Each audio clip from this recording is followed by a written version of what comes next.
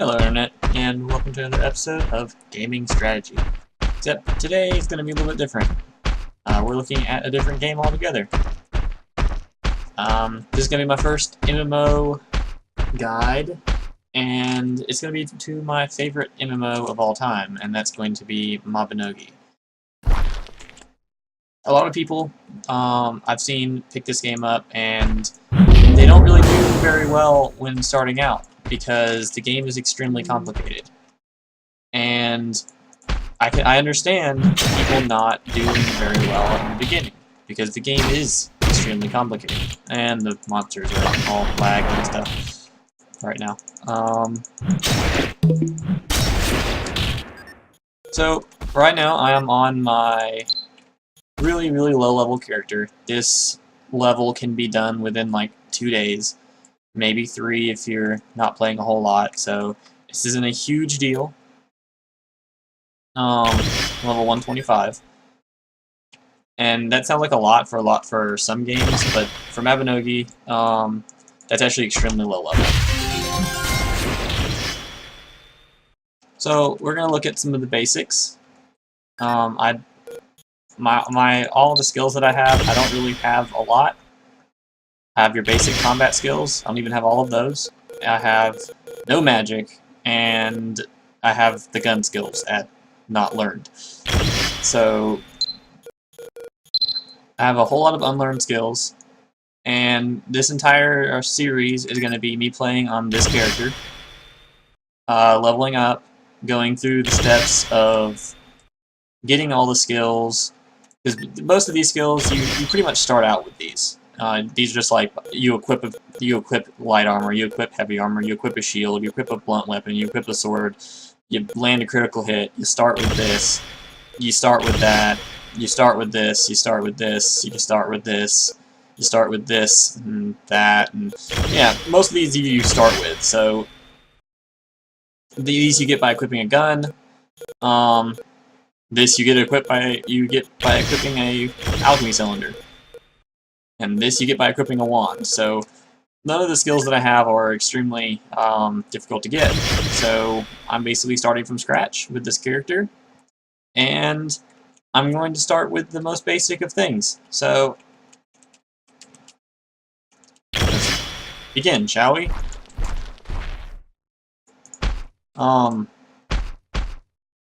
The combat of Mabinogi is very rock, paper, scissors-esque.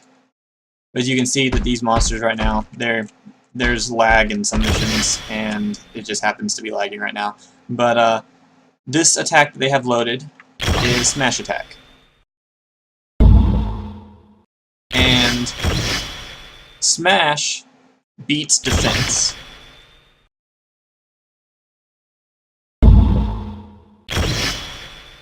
But Counterattack beats Smash. And a regular punch also beats Smash, because it hits faster.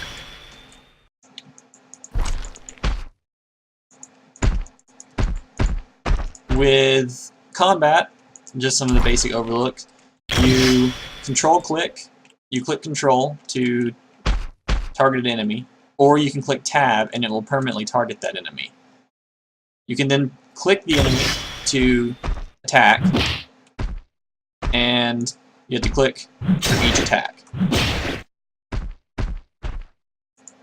You can also press E to attack your current locked enemy, which, depending on the situation, can be a little easier if there's a lot of enemies around, and clicking on a specific enemy, or they're piled like this and you don't want to hit the one that has max health, you want to hit the one that you've been targeting, you can just press E and you will hit that one. No, that is if he doesn't hit you first.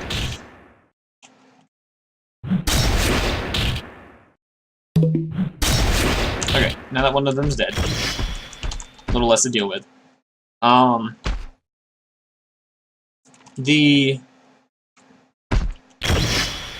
When you hit an enemy, you'll notice there's a bar underneath of them that fills up with each hit. When that bar hits the very end, they get knocked down.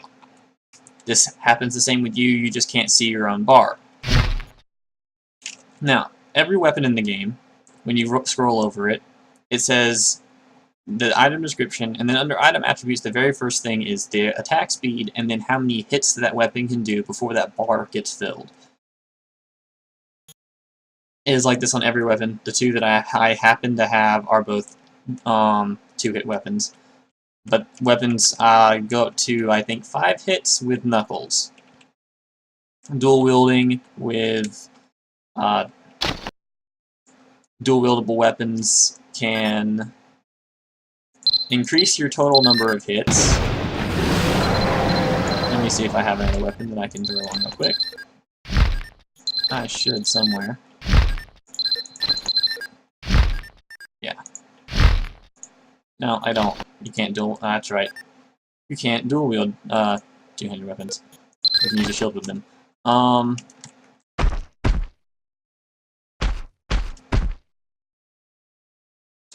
When you hit an enemy,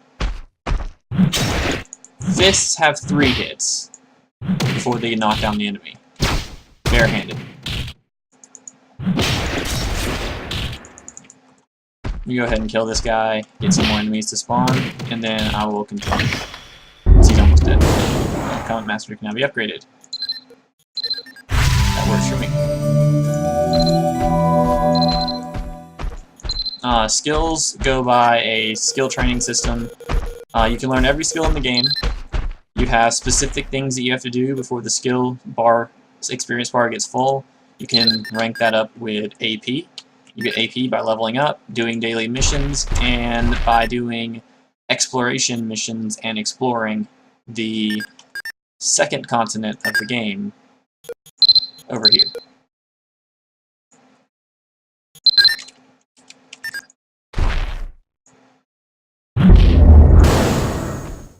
Okay. There are 3 races, which are human, giant, and elf. Giants are built to be melee, and they get more strength. Their melee attacks do more by base, and they have more defense and such as well. Humans are the jack of all trades. They are very well-rounded in every type of stat and skill. And elves are made to be archers and mages. Any race can be any of the skill types, and giant mages actually do work really well.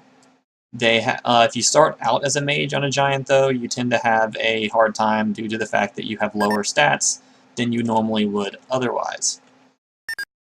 As you can see, my int is way lower than my strength, and my active talent is magic. Therefore, my int increases faster than my strength does, and it's still less than half.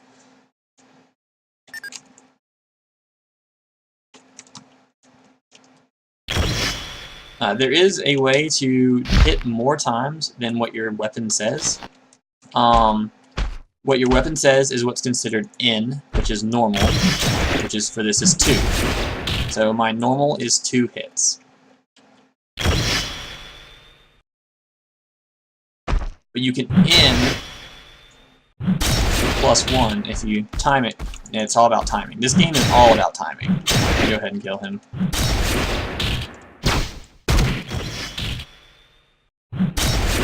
Okay. 1.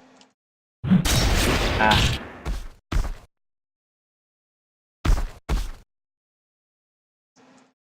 Because if you do it too quickly, obviously it knocks them back. If you do it too slow, they'll hit you first. 1. Darn it. The bar drain again.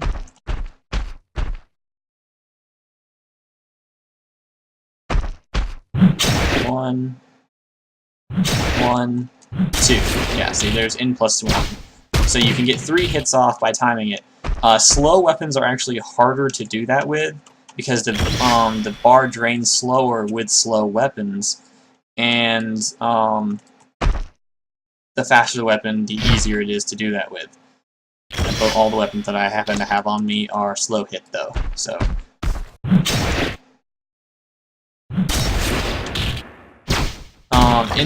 To look into a little bit more advanced combos, I guess you could say. I mean, they're not exactly more advanced per se, but they're more advanced than just swinging your weapon. And I've done it a few times already, but there's a skill which is Assault Slash. Right here. Which, when an enemy is knocked down, you can jump at them and land on them. So you can knock them away with your normal swings, and then you can jump and attack them, close the distance, and then load a skill, say like Windmill, which is the one I just used, the spinning move there, which is actually an AoE hit. It hits everything around you, and the higher the rank, the larger the AoE. Mine's currently has the lowest possible distance. And as you can see, the skills are letters and numbers. Skills start at Novice and then go to F. And they go from F and count down and go backwards to A. And then from A they go to 9 and then they count up to 1.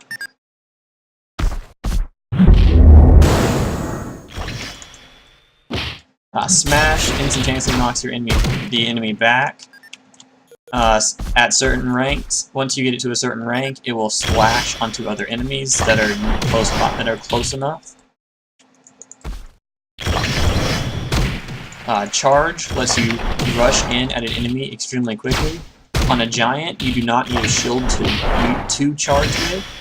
With any other race, you have to have a shield.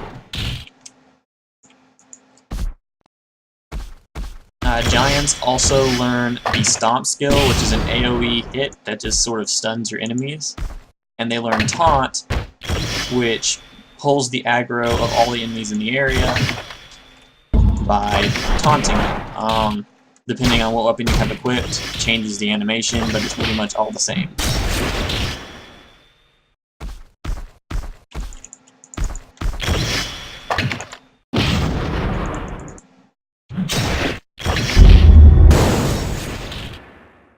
Some other possible combos are N plus Smash. It's similar to N plus 1, but instead of doing the final hit that would normally knock them away, you load Smash, and then you hit them with that instead. N plus Windmill also works. And then Knockback into Assault Slash into Smash also works.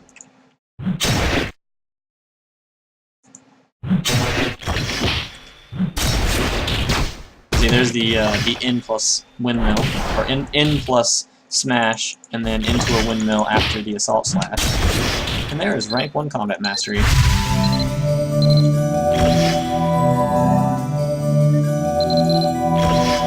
Some of the skills in the game, they've made easier to rank. Combat mastery used to take a whole lot longer than that to rank up, but it's become extremely easy to rank certain skills. It took people months to do some of the skills before, and they've made it a lot easier to do that, to rank them, specifically because it was taking people so long to get anywhere because it took you so long to rank the skills.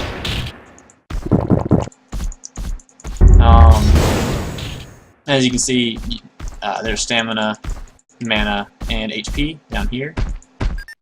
And as you level up and increase your skills,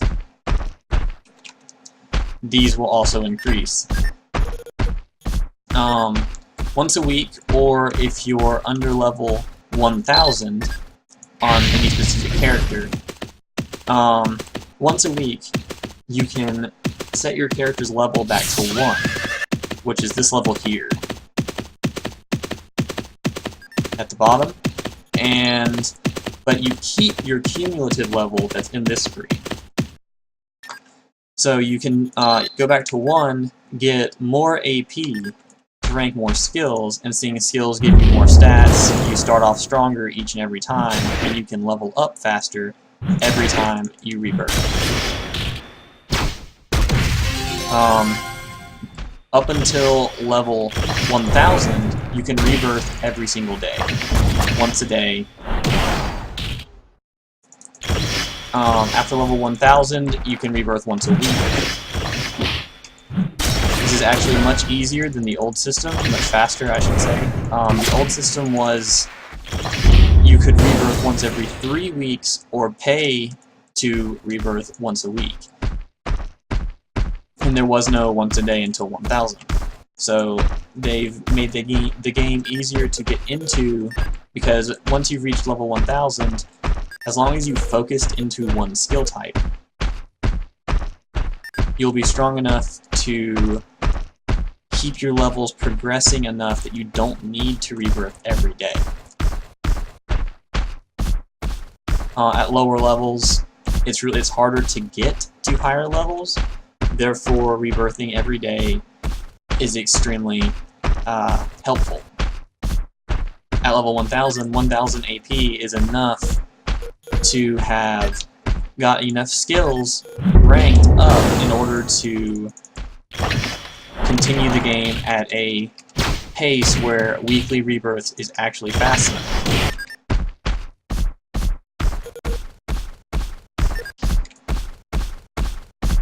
In terms of, if you're going with combat, which, regardless of what skill type class you go to, you're going to want to rank certain combat skills before you go and rank any of these other ones.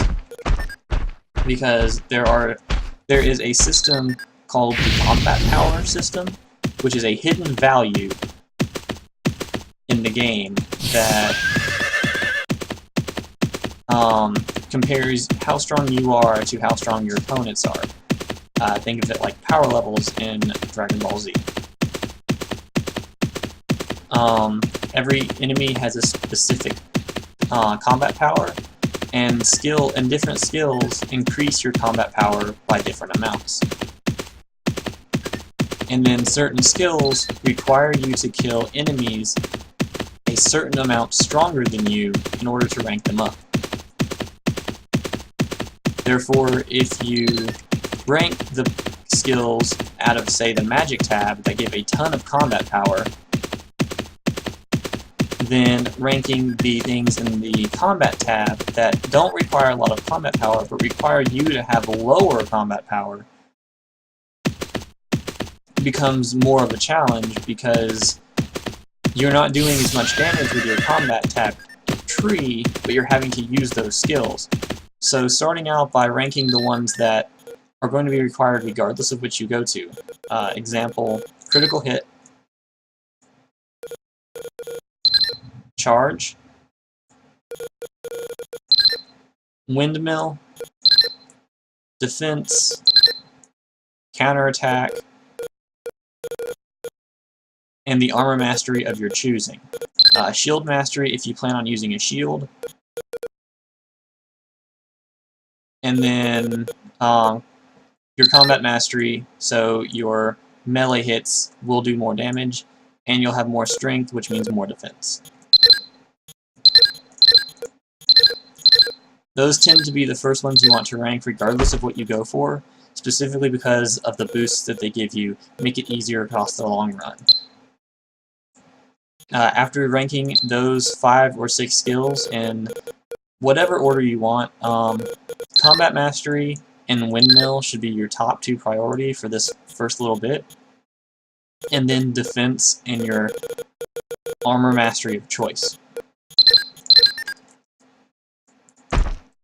But after that, there's not really any order in which you should rank your skills, but it is best if you attempt to stick to one specific skill tree, or after ranking those few skills, to stick to a specific skill tree until you get it to the point where it's usable in higher level areas, before moving on to a different skill tree, so that way you can hold your own by having enough damage output to run the areas as you've progressed.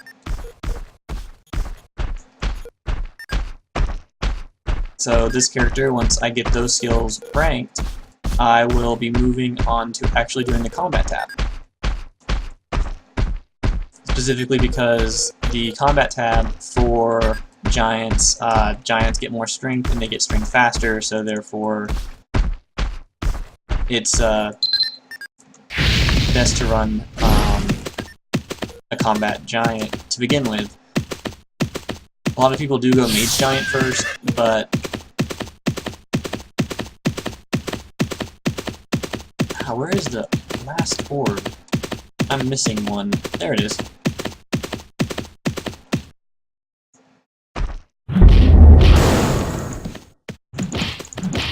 There are a few different types of areas in Mabinogi. The type of thing that I'm in now is a shadow mission. These can be taken up in 2 specific towns in the game, and then there are also instances during specific mission quests. And he don't so before normal hit into a smash.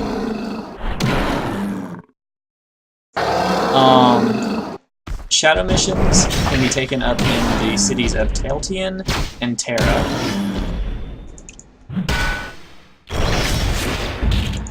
Then there's also dungeons across the entirety of Uliad and Iria.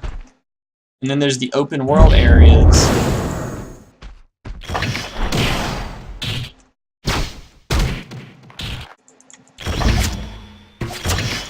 And I'm getting shot by archers.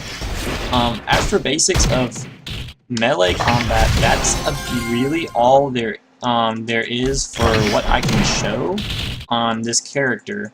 You have your N+1, you have N+ windmill, N+ smash, and as I said, when you see what the enemy's loaded, it's all about reacting to what they're doing. If the enemies are doing a combo on you, you can actually load counter in the middle of them hitting you and attempt for a counterattack as long as they don't stop attacking you.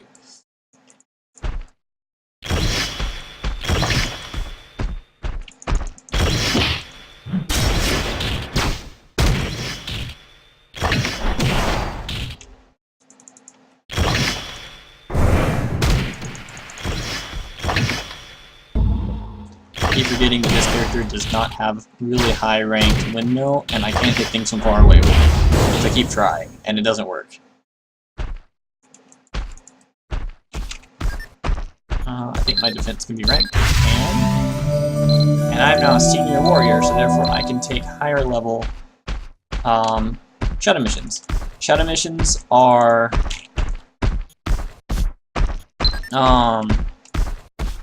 divvied into specific levels. The one I am in now is a intermediate.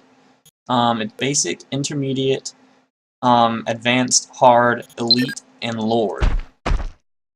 And how it works is it goes by your highest talent rank. And this is another reason why to focus into a specific category. Talents are broken into specific skills that are under that talent. And by increasing the skill in that talent, you get more stats, which you can see under the window on the right. And as each one levels up, each one gives specific stat bonuses. So when you get one really high, it gives a ton of stat bonuses for whatever makes that one stronger. And then on top of that, you get bonuses like being able to enter higher level shadow missions by focusing into that one talent, letting you level up faster to level your later talent, whatever your skill sets you're working towards later, faster, because you're able to level up faster by entering higher level missions. In order to enter intermediate missions, you need something at the rank of naive or higher, which as you can see, naive merchant. In order to enter basic, you have to have anything of fledgling, which means you just have to have a skill in that from that particular talent. which, as you can see, I don't have a lot of talents because I don't have a lot of skills. You will learn more talents as you learn the skills for those talents. And then there's combo talents, which are actually the 2 talents combined, and such as that. In order to enter advanced shadow missions, you need a senior or higher talent, and then in order to enter advanced, you need an expert or higher talent.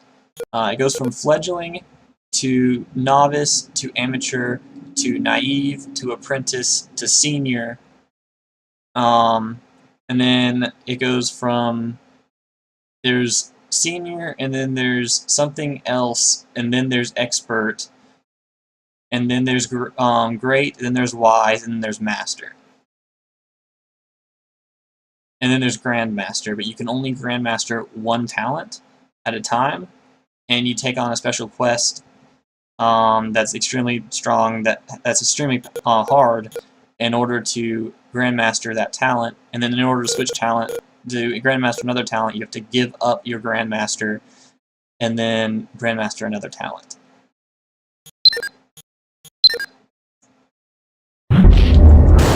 Elite shadow missions can be entered by anybody. It doesn't matter your current levels, but entering them at low talent levels is an extremely bad idea because the enemies are stronger than they are in hard, but because of you have to have a special Fomorian pass, which are dropped from the lower levels of those missions in order to enter Elite. So they allow anyone that has the pass to enter. And then Lord is the same way. You have everyone except for Elite. Only the party leader has to have the pass. Whereas with Lord, everyone in the party has to have a pass.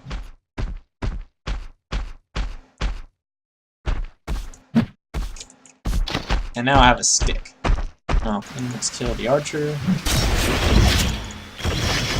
Another little tech that charge that you can do with charge is charge. It actually counts as a defense against ranged attacks.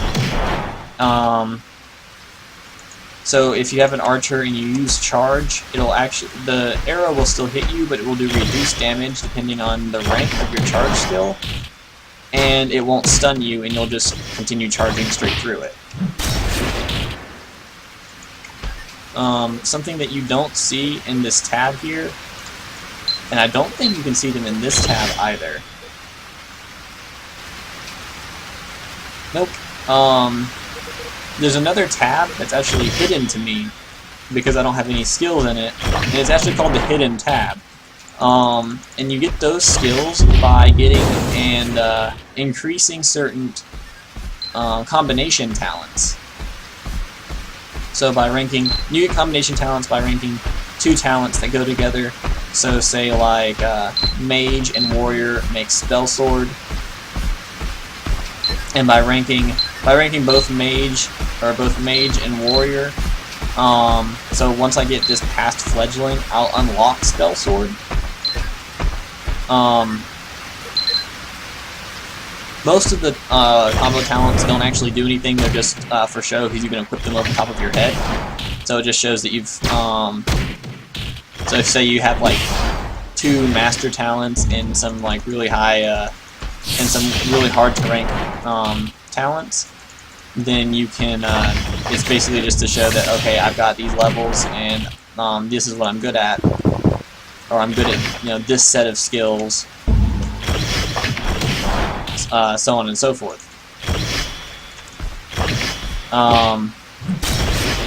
But certain ones, like I said, I think the Vagabond gives you, the Vagabond talent, I'm pretty sure gives you a hidden fighter skill. One of the ones that combos with Adventurer gives you the Doppelganger skill, which is basically Shadow Clone Jutsu. One thing about being at yes, this game has a drop system, as you can see. By defeating enemies, obviously enemies drop stuff, like any game, but there's also a lucky drop system, which is based upon your character's luck. There's a formula that goes into it, and luck has decreasing exponential gain, so the higher it is, yes, the more you get, but then at once you get close to the cap, which I think is 200, it stops. At 100 and higher, how the formula works, it stops being as helpful or whatever. And there's a Lord Pass. I cannot run Lord missions on this character, but I will keep the pass. And complete the daily. Daily missions give a ton of experience. Just by completing the 2 daily missions, I went from level 1 to level 37. And also, each daily mission gives you 15 AP coupons, and every 10 AP coupons can be traded in for 1 AP, so you can get 3 AP a day just for completing the missions, even if you don't level up, because you get a total of 30. So once you get to higher levels, it's a really good way to keep going if you've reached a point in your leveling up for that week, or that if you're past level 1000, where it's getting hard for you to level up, you can still get AP every day by doing your daily missions. There's other daily missions that you unlock later from the Saga storyline, which is like the 17th chapter in the story, which become daily missions once you complete them. By completing those, you can get AP daily for that as well, and you can get a total of 5 AP every day just from daily missions. So at higher levels, you can continue getting AP even if you've reached a point in your leveling where getting AP has become extremely slow, like on my main character, where I can reach level 150 in a day, and so getting AP after that becomes slower until level 200, where it becomes almost impossible. And the daily missions allow me to continue getting AP, even though I have to wait a week before I can rebirth back to 1. But that mission, I think, is enough to kind of showcase the basic combat essentials and the basic interface, or not so much the interface, but the basic stuff that is Mabinogi. The beginner quests that they have you do, in my opinion, are actually not useful at all. Simply because the beginner quests, they have you do things that you will never do, and they teach you things that are actually counterproductive. In my personal experience, from what I've seen in the game, and I've been playing it since 2005. So for 10 years, I have had an account and I have played this game. I hope that this helps people in some way, shape, or form, and I hope that this also gives people who might veer away from Mabinogi because of the combat system, or not being able to get into how the game works. And I hope that this makes people want to play it, because I mean, it's a really fun game. It has an extreme learning curve, but once you hit the curve, it's nothing but up.